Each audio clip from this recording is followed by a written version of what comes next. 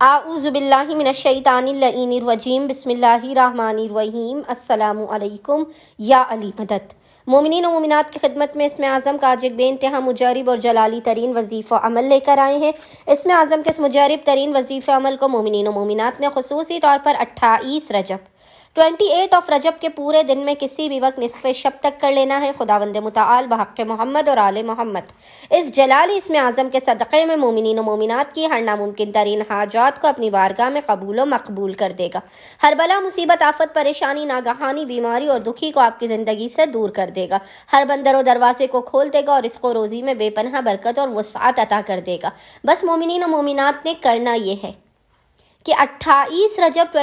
رجب کے پورے دن میں آدھی رات تک نصف شب تک جب بھی آپ کو فرصت کے لمحات ملے آپ نے باوضو ہونا ہے، اور باوضو ہونے کے بعد آپ نے قبلہ رخ بیٹھ کر محمد اور آل محمد پر اول و آخر 3 مرتبہ 3 ٹائمز درود بھیجنے کے درمیان میں ایک تسبیح 100 ٹائمز 100 مرتبہ اس جلالی ذکر کی تلاوت کرنی ہے، اور وہ ذکر ہے